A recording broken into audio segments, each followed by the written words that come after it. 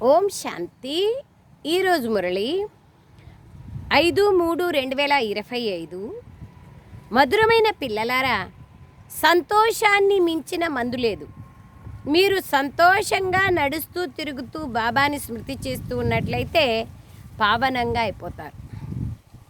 మధురమైన పిల్లలారా, సంతోషాన్ని మించిన మందు లేదు. మీరు సంతోషంగా నడుస్తూ తిరుగుతూ బాబాని స్మృతి చేస్తూ ఉన్నట్లయితే పావనంగా అయిపోతారు. సంతోషాన్ని మించిన మందు లేదు. ప్రశ్న: ఏ కర్మ వికర్మగా కాకుండా ఉండేందుకు ఉపాయమేమి? ఏ కర్మను వికర్మగా కాకూడదు, దానికి ఉపాయమేమి? జవాబు: వికర్మల నుండి స్వయాన్ని రక్షించుకునే సాధనం శ్రీమతం. స్వయాన్ని ఆత్మగా భావిస్తూ బాబాని స్మృతి చేయండి అన్నది బాబా ఇచ్చిన మొట్టమొదటి శ్రీమతం. ఈ శ్రీమతం పైన నడుస్తున్నట్లయితే మీరు వికర్మాజీతులుగా అయిపోతారు. స్వయంని ఆత్మ అని తెలుసుకొని బాబాను తలంపు చేసే మొట్టమొదటి శ్రీమతాన్ని మనం ఫాలో చేస్తే మనం వికర్మాజీతులుగా అయిపోతాం. సారాంశం: మీ భాగ్యాన్ని ఉన్నతంగా తయారు చేసుకునేందుకు దయాహృదయులుగా అయ్యి మీరు చదువుతూ ఇతరులను కూడా చదివిస్తూ ఉండాలి. మీ భాగ్యాన్ని ఉన్నతంగా తయారు చేసుకునేందుకు దయాహృదయులుగా అయ్యి, సత్యమైన దయ ఏమిటి అంటే నాపైన నేను దయ చూపించుకోవడం మరియు ఇతరులపైన దయ చూపించడం, వాళ్ళని బాబా పిల్లలుగా చేయడం, నేను తీవ్ర పురుషార్థిగా కావడం, ఇది సత్యమైన దయ. తో మనము చదువుతూ ఇతరులను కూడా చదివిస్తూ ఉండాలి. ఎప్పుడు ఏ అలవాటుకు వశమై మీ రిజిస్టర్ని పాడు చేసుకోకూడదు. అలవాట్లు అనేక రకాలుగా ఉంటాయి. సెకండ్ పాయింట్: మనుషుల నుండి దేవతలుగా తయారయ్యేందుకు ముఖ్యమైనది పవిత్రత. కావున ఎప్పుడూ పతితులుగా అయ్యి మీ బుద్ధిని మలినంగా చేసుకోకూడదు. మీ మనస్సు లోపల మిమ్మల్ని తినే విధంగా పశ్చాత్తాపపడాల్సి వచ్చే కర్మలేవి చెయ్యకూడదు. అయ్యో నేను ఎందుకు చేస్తున్నా ఈ పని, చేయకూడదుగా ఉండే, చేయకుంటే బాగుండే అని పశ్చాత్తాపపడేలాంటి కర్మలేవి చెయ్యకండి. వరదానం: బీజరూప స్థితి ద్వారా మొత్తం వృక్షమంతటికి ప్రకాశమనే నీరునిచ్చే విశ్వ కళ్యాణకారిగా కండి. ఏ విధంగా చెట్లకు నీళ్ళు ఇస్తే అవి కలకలలాడుతూ ఉంటాయో అలాగే విశ్వం అనే కల్పవృక్షానికి మనము సకాశిని, ప్రకాశాన్ని ఇచ్చేటువంటి, నీళ్ళనిచ్చేటువంటి, ప్రకాశమనే సకాశనే నీళ్ళనిచ్చేటువంటి విశ్వ కళ్యాణకారులుగా కండి. స్లోగన్: సర్దుకుపోయే శక్తి నాజుక్ సమయాలలో పాస్ విత్ ఆనర్గా చేసేస్తుంది. ఏదున్నా ఎట్లున్నా ఏమున్నా సర్దుకొని పోతే అప్పుడు మనం గౌరవార్థంగా పాస్ అయిపోతాం. అంతిమంలో వచ్చే పరిస్థితుల్ని ఎదుర్కోగలుగుతాం. ఓం శాంతి. సో ఈరోజు మురళి సారాంశం ఇది. తో ఓం శాంతి. ఆత్మిక పిల్లలు ఇక్కడ కూర్చున్నారు, అలాగే అన్ని సెంటర్లలోనూ ఉన్నారు. ఇప్పుడు ఆత్మిక తండ్రి వచ్చారని పిల్లలందరికీ తెలుసు. వారు మనల్ని పాత చీచి పతిత ప్రపంచం నుండి ఇంటికి తీసుకొని వెళ్తారు. బాబా వచ్చిందే పావనంగా తయారు చేసేందుకు. బాబా ఆత్మలతోనే మాట్లాడతారు, ఆత్మనే చెవుల ద్వారా వింటుంది. బాబాకు తన శరీరం అంటూ ఏదీ లేదు. కావుననే నేను ఈ శరీరాన్ని ఆధారంగా తీసుకొని మీకు నా పరిచయాన్ని ఇస్తాను అని బాబా అంటున్నారు. నేను ఈ సాధారణ తనువులేకి వచ్చి పిల్లలైన మీకు పావనంగా తయారయ్యేందుకు ఉపాయాన్ని చెప్తున్నాను. బాబా అంటున్నారు, పావనంగా కావాలంటే నేను వచ్చి ఈయన శరీరంలో వచ్చి మీకు ఉపాయాన్ని చెప్తున్నాను. శరీరం కావాలి కదా చెప్పడానికి. ఇలా ప్రతి కల్పము వచ్చే ఉపాయాన్ని చెప్తాను. ఈ రావణ రాజ్యంలో మీరెంత దుఃఖితులుగా తయారయ్యారు. మీరు రావణ రాజ్యమనే శోకవాటికలో ఉన్నారు. కలియుగమును దుఃఖధామం అని అంటారు. కృష్ణపురిని స్వర్గము సుఖధామము అని అంటారు. అది ఇప్పుడు లేదు స్వర్గం. ఇప్పుడు బాబా మనల్ని చదివించేందుకు వచ్చారని పిల్లలకు బాగా తెలుసు. మీరు మీ ఇంట్లో కూడా ఈ పాఠశాలను తెరవచ్చు. మీరు పావనంగా అవుతూ ఇతరులని కూడా పావనంగా తయారు చేయాలి. మీరు పావనంగా అవ్వడం ద్వారా ప్రపంచం కూడా పావనంగా తయారవుతుంది. ఇప్పుడు ఇది భ్రష్టాచారి పతిత ప్రపంచం. ఇది రావణ్ణి రాజధాని. ఎవరైతే ఈ విషయాలను బాగా అర్థం చేసుకుంటారో వారు ఇతరులకి కూడా అర్థం చేయిస్తారు. ఎవరైతే ఈ విషయాలను బాగా అర్థం చేసుకుంటారో వారు ఇతరులకి కూడా అర్థం చేయిస్తారు. వాళ్ళు ఎంత అర్థం చేసుకున్నారో అంత ఇతరులకు కూడా అర్థం చేయిస్తారు. పిల్లలు, మీరు స్వయాన్ని ఆత్మగా భావిస్తూ నన్ను స్మృతి చేయండి. అలాగే ఇదే విషయాన్ని ఇతరులకు కూడా అర్థం చేయించండి అని బాబా చెప్తున్నారు. ఇప్పుడు ఏ విధమైన అసురీ కర్మలు చేయకండి. కర్మ చేసినామా పశ్చాత్తాపడాలి, కర్మ చేసినామా మళ్ళీ కర్మ యొక్క ఫలాన్ని అనుభవం చేయాలి. అందుకే ఆలోచనలలోనే వాటిని సమాప్తం చేసేసేయాలి. మాయ మీ ద్వారా ఏ చీచీ కర్మలైతే చేయిస్తోందో ఆ కర్మలు తప్పకుండా వికర్మలుగానే అవుతాయి. ఈశ్వరుడు సర్వవ్యాపి అని ఏదైతే అంటారో అది మొట్టమొదట మాయ చేయించే వికర్మ. మాయ మీ ద్వారా ప్రతి విషయంలోనూ వికర్మలే చేయిస్తుంది. కర్మ అకర్మ వికర్మల రహస్యాన్ని కూడా బాబా అర్థం చేయించారు. శ్రీమతము ద్వారా మీరు అర్ధకల్పం సుఖాన్ని అనుభవిస్తారు. మళ్ళీ అర్ధకల్పం రావణి మతం పైన మీరు దుఃఖాన్ని అనుభవిస్తారు. దేహాభిమానంలోకి రావడమే దుఃఖాన్ని అనుభవించడం. ఈ రావణ రాజ్యంలో మీరు చేసే భక్తి ద్వారా మీరు కిందికి దిగుతూ వచ్చారు. మీకు ముందు ఈ విషయాలు తెలిసేది కాదు. పూర్తిగా రాతి బుద్ధి కలిగి ఉండేవారు. రాతి బుద్ధి మరియు పారస బుద్ధి అనే గాయనం కూడా చేస్తారు.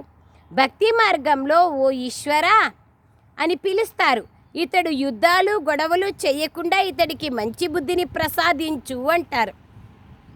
గాజా దేశం ప్రెసిడెంట్కి, ఇజ్రాయిల్ దేశం ప్రెసిడెంట్కి బాబా మంచి బుద్ధిని అప్ప అని చెప్పాలి. బాబా ఇప్పుడు చాలా శ్రేష్టమైన బుద్ధినిస్తున్నారని పిల్లలైన మీకు తెలుసు. పతితంగా అయిపోయిన మీ ఆత్మను ఇప్పుడు స్మృతి యాత్ర ద్వారా పావనంగా తయారు చేసుకోండి అని బాబా అంటున్నారు. తిరగండి, విహరించండి. బాబా స్మృతిలో మీరు ఎంత దూరం నడిచి వెళ్ళినా అలసట అనిపించదు. శరీరంను మర్చిపోతారు. సంతోషమును మించిన మందు లేదు అని అంటారు. మనుషులు ధనాన్ని సంపాదించేందుకు సంతోషంగా దూరాలు వెళ్తూ ఉంటారు. ఇక్కడ మీరు ఎంత ధనవంతులుగా సుసంపన్నులుగా తయారవుతారు. నేను కల్పకల్పము వచ్చి ఆత్మలైన మీకు నా పరిచయాన్ని ఇస్తాను.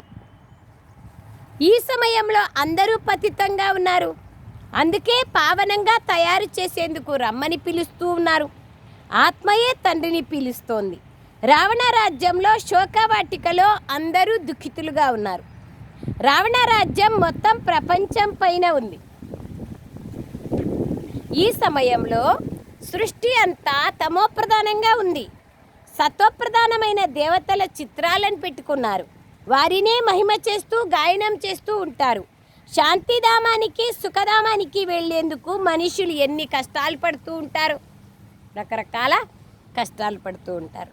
భగవంతుడు వచ్చి భక్తి ఫలితాన్ని మాకు ఎలా ఇస్తాడు అని ఆలోచిస్తూ ఉంటారు. వచ్చినారు, ఇస్తున్నారు అనే విషయం ఎవరికీ తెలియదు.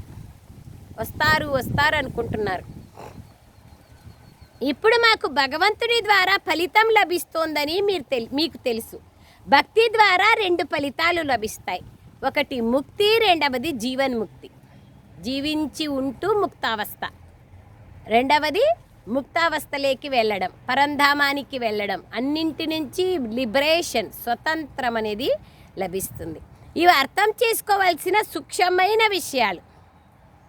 జీవించి ఉండి లిబరేషన్, స్వతంత్రం దొరకడం అతి గొప్పది. జీవితం నుండి దూరమయ్యి విముక్తావస్థని, స్వతంత్రావస్థని, పంజరం నుంచి బయటికి వెళ్ళిన పక్షి ఏ విధంగా స్వతంత్రంగా విహరిస్తుందో ఆ విధంగా ఆత్మకు ఏ బంధనము లేకోకుండా దూరంగా అయ్యేదే ముక్తావస్థ. ఈ 2 చాలా సూక్ష్మమైన విషయాలు. ఎవరైతే మొట్టమొదటి నుంచి భక్తి చేస్తూ వచ్చారో, దట్ మీన్స్ ద్వాపర యుగం నుంచి, వారు జ్ఞానాన్ని కూడా బాగా పొందుతారు. నిన్న మురళిలో బాబా ఎంత క్లియర్గా చెప్పినారు. 84 జన్మలు ఎవరు తీసుకుంటారో వాళ్ళల్లో ఈ జ్ఞానం ధారణ అవుతుంది. వాళ్ళు బాగా ఇతరులకు కూడా తెలియచేస్తారు. వాళ్ళు చదువుతూ ఇతరులతో చదివిస్తారు. ఇవన్నీ విషయాలు బాబా వాళ్ళు నిన్న తెలియచేస్తున్నారు. అదే బాబా అంటున్నారు,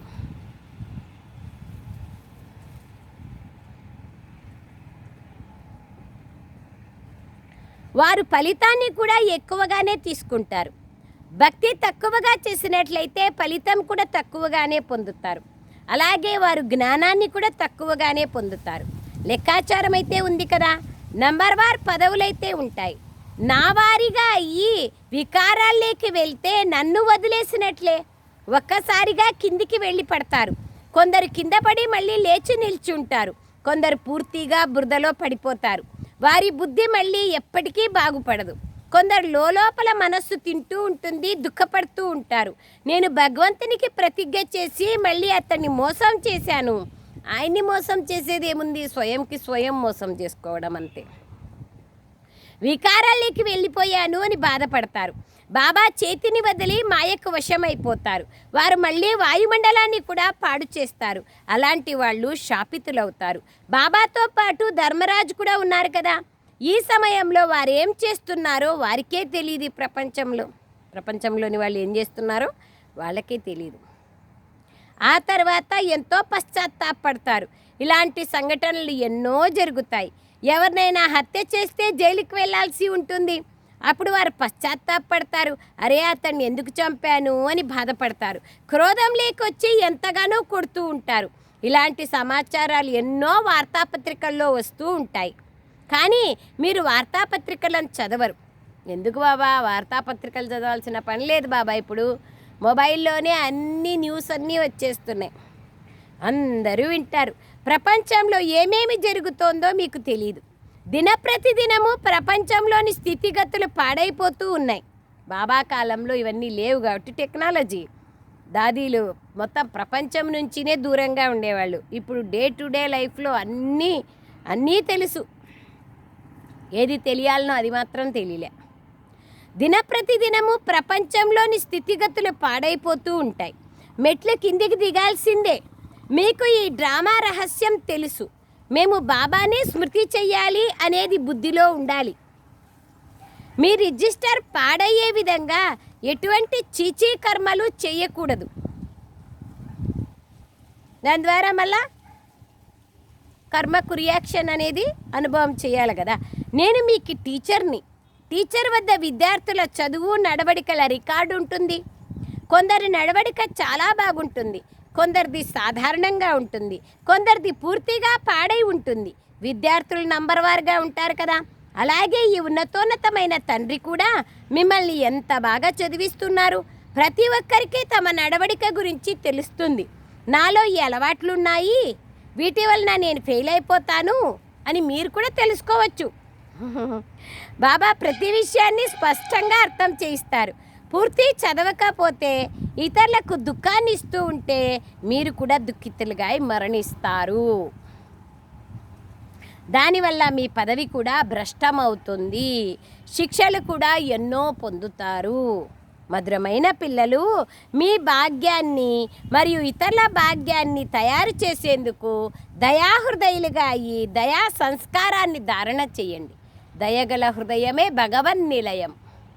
దయ ఏది, దేనిని సత్యమైన దయ అంటారు? ఇవన్నీ చాలా లోతైన విషయాలు. ఏ విధంగా బాబా దయాహృదయులైన కారణంగా టీచర్గా అయ్యి మిమ్మల్ని చదివిస్తున్నారో అలాగే మీరు కూడా చదివించండి. కొందరు పిల్లలు బాగా చదువుతూ ఇతరులను కూడా చదివిస్తారు. ఇందులో దయాహృదయులుగా కావాల్సి ఉంటుంది. టీచర్ దయాహృదయులైన కారణంగా సంపాదనకు దారి చూపిస్తారు. మీరు ఉన్నతమైన స్థానాన్ని ఎలా పొందాలో తెలియచేస్తారు. ఆ చదువులో అనేక మంది టీచర్లు ఉంటారు, సబ్జెక్టుకు ఒకరు ఉంటారు. కానీ ఇక్కడ ఒకే టీచర్. మనుషుల నుండి దేవతలుగా తయారయ్యే చదువు కూడా ఒకటే. ఇందులో పవిత్రతయే ముఖ్యమైన విషయం. అందరూ పవిత్రతనే కోరుకుంటారు. బాబా దారిని చూపిస్తున్నారు. కానీ ఎవరి భాగ్యంలోనైతే లేదో వారిపైన ఏమి దయ చూపించగలుగుతారు? బాబా దారి చూపిస్తారు. దారిపైన నడిస్తే మనపైన మనం దయ చూపించుకున్నట్లు. ఎక్కువ మార్కులు పొందాలనే కోరికే లేకపోతే టీచర్ వారిపైన ఎలా దయ చూపిస్తారు? కనీసం చదువుకొని మంచి మార్కులు రావాలా, స్కాలర్షిప్ పొందాలా అన్న కష్టపడే వాళ్ళపైన బాబా దయ చూపిస్తారు. బాబా అంటే టీచర్ దయ చూపిస్తారు. అట్లాగే ఇక్కడ కూడా బాగా పురుషార్థం చేసే వారిపైన బాబా దయ చూపిస్తారు. ఇక్కడ ఉన్నది ఒకే ఒక బేహద్ టీచర్. మీకు ఇంకెవరు సృష్టి ఆది మధ్యాంతాలు అనగా చరిత్ర భూగోళాల గురించి చెప్పలేరు, వాళ్ళకే తెలీదు. మీకు ప్రతి విషయము బాబా బేహద్దుగా అర్థం చేయిస్తారు. దానం అంటే ఏమి, దయ అంటే ఏమి, ఎన్ని విషయాలు బాబా క్లియర్గా మనకు అర్థం చేయిస్తారు.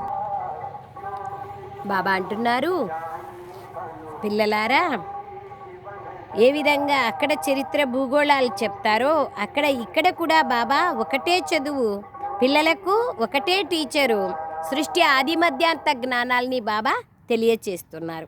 ఇంకెవరూ ఈ ప్రపంచంలో తెలియచేయలేరు. మీకు ప్రతి విషయాన్ని బేహద్దుగా అర్థం చేయిస్తారు. బేహద్, అన్నీ బేహద్దే. సత్యత అంటే బేహద్దే, పవిత్రత అంటే బేహద్దే, విశాల హృదయం అంటే బేహద్దే, దివ్య బుద్ధి అంటే బేహద్దే. ఎన్ని విషయాలను బేహద్దుగా బాబా తెలిపిస్తారు అనంతంగా. మీకు ఇప్పుడు అనంతమైన వైరాగ్యం ఉందా? ఎంతవరకు ఉంది? పతిత ప్రపంచ వినాశనము, పావన ప్రపంచ స్థాపన జరగాల్సిన సమయంలో మీకు ఈ విషయాలను అర్థం చేయించడం జరుగుతుంది. సన్యాసులందరూ నివృత్తి మార్గానికి చెందినవారు. వాస్తవానికి వాళ్ళందరూ అడవుల్లో ఉండాలి. ప్రారంభంలో ఋషులు మునులు అందరూ అడవుల్లో ఉండేవాళ్ళు. అప్పుడు వారిలో సత్వప్రధానమైన శక్తి ఉండేది. కావున అడవుల్లో ఉండి కూడా మనుషుల్ని ఆకర్షించగలిగేవాళ్ళు. ఎక్కడెక్కడో ఉన్న వారి కుటీరాల్లోకి కూడా మనుషులు భోజనాన్ని తీసుకొని అందించేవారు. సన్యాసుల కోసం ఎప్పుడు మందిరాలను నిర్మించరు, మఠాలను నిర్మిస్తారంతే. దేవతలకే మందిరాలను నిర్మించడం జరుగుతుంది. సన్యాసులు భక్తి చేయడానికి వీల్లేదు. మీరు కూడా ఇక్కడ ఏ విధమైన భక్తి చెయ్యరు. మీరు యోగంలో ఉంటారు. బ్రహ్మతత్వాన్ని స్మృతి చేయడమే వారి జ్ఞానం. కేవలం బ్రహ్మలో లీనమవ్వాలి అని కోరుకుంటారు. కానీ బాబా తప్ప ఇంకెవ్వరూ అక్కడికి తీసుకెళ్ళలేరని మీకు మాత్రమే తెలుసు. అక్కడ తీసుకెళ్లేందుకు బాబా సంగమ యుగంలోనే వస్తారు, మధ్యంలో రారు. ఇది వన్ వే ట్రాఫిక్. ఒకసారి రావడం అంటూ జరిగితే ఈ సాకార ప్రపంచంలోకి మళ్ళీ పోయేది లేదు. అభిమన్యుని యొక్క అభిమానం యొక్క చక్రవ్యూహంలో చిక్కుకొని పోతే అప్పుడు బాబా వచ్చి మనకి దారిని చూపించి వాపస్ ఇంటికి తీసుకెళ్తారు. బాబా సంగమ యుగంలోనే వస్తారు. బాబా వచ్చి దేవీదేవత ధర్మాన్ని స్థాపన చేస్తారు. మిగిలిన ఆత్మలందరూ తిరిగి ఇంటికి వెళ్ళిపోతారు. ఎందుకంటే మీకోసం కొత్త ప్రపంచం కావాలి కదా. కావున పాత ప్రపంచానికి చెందిన వారెవరూ అక్కడ ఉండడానికి వీల్లేదు. సత్యుగంలో మీరు మొత్తం విశ్వానికి యజమానులుగా అవుతారు. మన రాజ్యం ఉన్నప్పుడు మొత్తం విశ్వంలో కేవలం మనం మాత్రమే ఉండేవాళ్ళం. మొత్తం విశ్వం అంటే భారతదేశం ఒకటే ఉంటుంది, ఇంక అన్ని దేశాలన్నీ ఏవి ఉండవు. అప్పుడు ఇతర ఖండాలేవి ఉండవు. అక్కడ భూమి ఎంతో ఉంటుంది, లెక్కలేనంత. అందుకే అందరికీ ఒక్కొక్క వ్యక్తికి ఎకరాలు ఉంటుంది, ఎస్టేట్లు ఉంటాయి. విశ్వంలో కేవలం మనం మాత్రమే ఉండేవారమని మీకు తెలుసు. అప్పుడు అక్కడ ఇతర ఖండాలు ఉండవు. అక్కడ భూమి చాలా ఉంటుంది. ఇక్కడ భూమి ఎంతున్నా మళ్ళీ సముద్రాన్ని కూడా ఇంకించి భూమిని తయారు చేస్తూ ఉంటారు.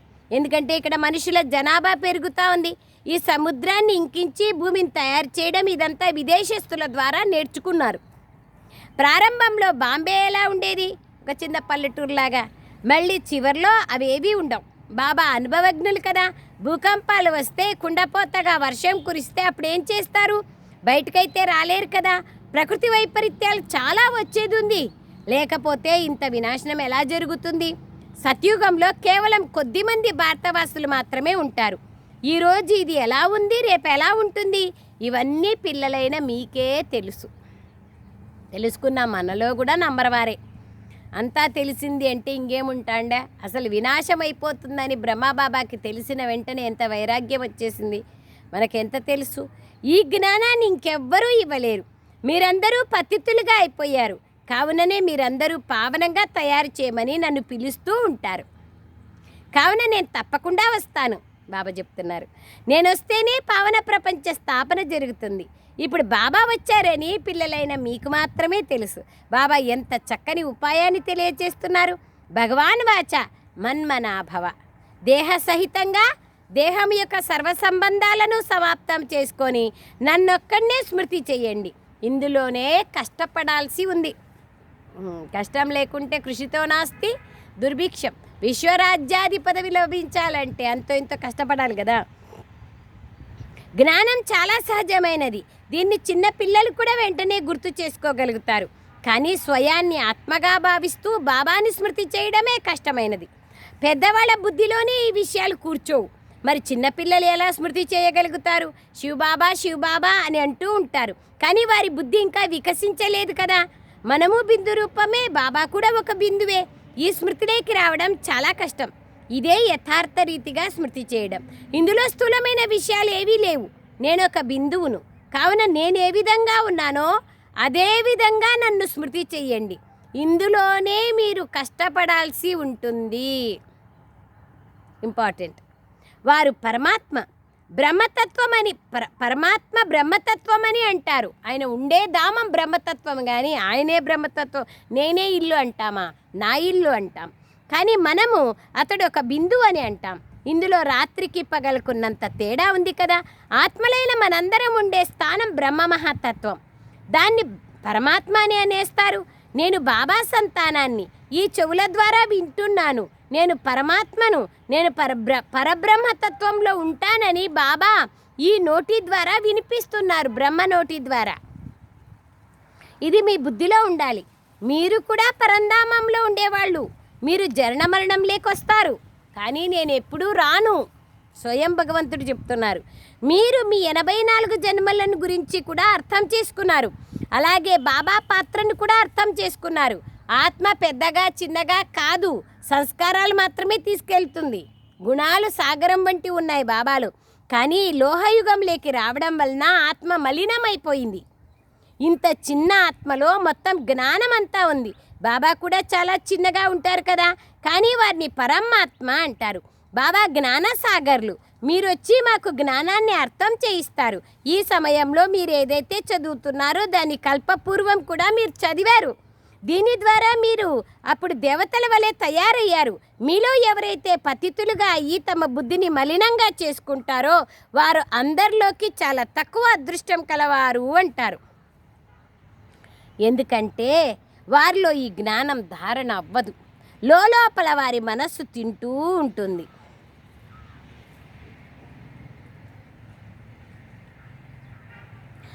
పవిత్రంగా అవ్వండి అని వారు ఇతరులకు చెప్పలేరు. తాను ఉండరు కాబట్టి ఇతరులకు చెప్పలేరు. పావనంగా అవుతూ నేను మధ్యలో ఓటమిని పొందాను, నేను ఇంతవరకు సంపాదించిందంతా సమాప్తమైపోయింది లోపల భావిస్తూ ఉంటారు. మళ్ళీ కోలుకునేందుకు సమయం పడుతుంది. ఒక దెబ్బ గట్టిగా తగలడంతో వారు దెబ్బ తింటారు. దాంతో వారి రిజిస్టర్ పాడవుతుంది. నువ్వు మాయతో ఓడిపోయావు, నీ భాగ్యం చాలా చిన్నది అని బాబా అంటారు. మాయాజీతులుగా జగజ్జీతులుగా తయారవ్వాలి. జగజ్జీతులు అని మహారాజులను మహారాణులనే అంటారు, కానీ ప్రజలను అనరు. ఇప్పుడు దైవీ స్వరాజ్యం స్థాపన అవుతోంది, స్వర్గ స్థాపన జరుగుతోంది. ఎవరెవరు తమ గురించి పురుషార్థం చేసుకుంటారో వారే పొందుతారు. ఎంతెంతగా స్వయం పావనంగా అయ్యి ఇతరులను తయారు చేస్తారో, బాగా దానం చేస్తారో వారికి ఫలితం కూడా ఎక్కువగానే లభిస్తుంది కదా. దానం చేసే వారి పేరు కూడా ప్రసిద్ధమవుతుంది. మరుసటి జన్మలో అల్పకాలికమైన సుఖం లభిస్తుంది. కానీ ఇక్కడ ఇది 21 జన్మల విషయం. పావన ప్రపంచానికి యజమానులుగా కావాలి. ఎవరైతే పావనంగా అయ్యారో మళ్ళీ వారే పావనంగా అవుతారు. ఇది యాజ్ ఇట్ ఈజ్ పునరావృత్తి అయ్యేటువంటి చక్రం. హుబహు నడుస్తూ నడుస్తూ మాయ దెబ్బతీసి ఒక్కసారిగా కింద పడేస్తుంది. మాయ కూడా తక్కువేమీ కాదు. 8-10 సంవత్సరాలు పవిత్రంగా ఉండి పవిత్రత పైన ఎన్నో గొడవలు పడి ఇతరులను కింద పడకుండా రక్షించి మళ్ళా తామే కింద పడిపోతారు. మరి దీన్ని తలరాత అని అంటారు కదా. బాబా పిల్లలుగా అయ్యి మళ్ళీ మాయ వైపు వెళ్ళిపోతే వారు శత్రువులైనట్లే కదా. ఖుదా దోస్త్ అనే కథ కూడా ఉంది. బాబా వచ్చి పిల్లలకు ప్రేమనిస్తున్నారు, సాక్షాత్కారం చేయిస్తారు. ఇక్కడ భక్తి చేయకుండా సాక్షాత్కారం జరుగుతుంది. అక్కడ నవదా భక్తి చేస్తేనే లభిస్తుంది. మరి భగవంతుడు తన మిత్రుడిగా చేసుకున్నట్లే కదా. ప్రారంభంలో ఎన్నో సాక్షాత్కారాలు జరుగుతూ పోయాయి. వాటిని అందరూ ఇంద్రజాలంగా భావించి గొడవ చేశారు. గొడవ చేసిన దాని కారణంగా పైసా ఖర్చు లేకుండా ఓం మండలిలో అందరికీ కృష్ణుడు కనపడతారు అని అనేక వార్తాపత్రికల్లో వచ్చింది. అందుకయ్యే బాబా సాక్షాత్కారాలను బంద్ చేయించేశారు. ప్రారంభంలో ఎంత మజాగా ఉండేది. మళ్ళీ అంతిమంలో మీరు ఎన్నో సాక్షాత్కారాలను పొందుతారు. వాటిని చూస్తూ ఎంతమంది బాబాను వదిలేశారు. ప్రారంభంలో బట్టీలో కొన్ని ఇటుకలు బాగా కాలి బయటకు వచ్చాయి, కొన్ని కాలకుండానే వచ్చాయి, కొన్ని అయితే పూర్తిగా ఇరిగిపోయాయి. ఎంతమంది వెళ్ళిపోయారు. ఇప్పుడు వాళ్ళు లక్షాధికారిగా కోటీశ్వర్లుగా అయిపోయారు. మేము ఇప్పుడు స్వర్గంలో ఉన్నామని భావిస్తున్నారు. కానీ ఇక్కడ స్వర్గం ఎక్కడుంది? స్వర్గం ఉండేదే కొత్త ప్రపంచంలో. अच्छा मीठे मीठे सिखलरे बच्चों प्रति माता पिता बाप दादा का याद प्यार और गुड मॉर्निंग। रूहानी बाप की रूहानी बच्चों को नमस्ते। हम रूहानी बच्चों की रूहानी माता पिता बाप दादा को याद प्यार गुड मॉर्निंग और नमस्ते नमस्ते नमस्ते बाबा नमस्ते। Thank you Baba, thank you. సారాంశం: మీ భాగ్యాన్ని ఉన్నతంగా చేసుకునేందుకు, విశేషంగా మన భాగ్యాన్ని మనం ఉన్నతంగా చేసుకోవాలంటే బాగా పురుషార్థం చేయాలి కదా. దయాహృదయులుగా అయ్యి మీరు చదువుతూ ఇతరులను చదివించాలి. ఎప్పుడూ ఏ అలవాటుకు వశమై మీ రిజిస్టర్ని పాడు చేసుకోకూడదు. ఏ అలవాటుకు వశమై మీ రిజిస్టర్ని పాడు చేసుకోకూడదు. మనుషుల నుండి దేవతలుగా తయారయ్యేందుకు ముఖ్యమైనది పవిత్రత. కావున ఎప్పుడూ పతితులుగా అయ్యి మీ బుద్ధిని మలినంగా చేసుకోకూడదు. మీ మనస్సు లోపల మిమ్మల్ని తినే విధంగా, పశ్చాత్తాపపడే విధంగా కర్మలేవి చెయ్యకూడదు. వరదానం: బీజరూప స్థితి ద్వారా మొత్తం వృక్షమంతటికి ప్రకాశం రూపీ నీళ్ళనిచ్చే విశ్వ కళ్యాణకారులుగా కండి. బీజరూప స్థితిలో ఉంటే కల్పవృక్షం వేర్ల భాగంలో కూర్చొని తపస్య చేస్తూ ఉంటే, కల్పవృక్షం ఉల్టా వృక్షం కదా, వేర్లు బీజము పరంధామంలో ఉంది. తో పరంధామంలో నేను కూర్చొని బీజరూప స్థితిలో మొత్తం వృక్షానికంతా ప్రకాశమనే నీళ్ళనిచ్చే విశ్వ కళ్యాణకారీలుగా కండి. అమృత వేళలో 4:45 నుంచి ఎంత సమయం వీలైతే అంత సమయం మనసా సేవ చేయాలి. బీజరూప స్థితి అన్నింటికన్నా శక్తిశాలి స్థితి. ఈ స్థితే లైట్ హౌస్గా పనిచేస్తుంది. దీని ద్వారా మొత్తం విశ్వంలో ప్రకాశం వ్యాపింపచేసేందుకు నిమిత్తులుగా అవుతారు. ఏ విధంగా బీజం ద్వారా స్వతహాగా వృక్షమంతటికి నీళ్లు లభిస్తాయో, అలా ఎప్పుడైతే బీజరూప స్థితిలో స్థితులైతారో అప్పుడు విశ్వానికి ప్రకాశం అనే నీళ్లు లభిస్తాయి. కానీ మొత్తం వృక్షమంతటికి ప్రకాశాన్ని వ్యాపింపచేసేందుకు విశ్వ కళ్యాణకారి స్థితి యొక్క శక్తిశాలి స్థితి కావాలి. దీనికోసం లైట్ హౌస్గా కండి, కానీ బల్బులా కాదు. 0 వాట్స్ 20 వాట్స్ అట్లా బల్బు కాదు. Lighthouse 1000 watts. ప్రతి సంకల్పంలోనూ మొత్తం విశ్వం యొక్క కళ్యాణం జరగాలనే స్మృతి ఉండాలి.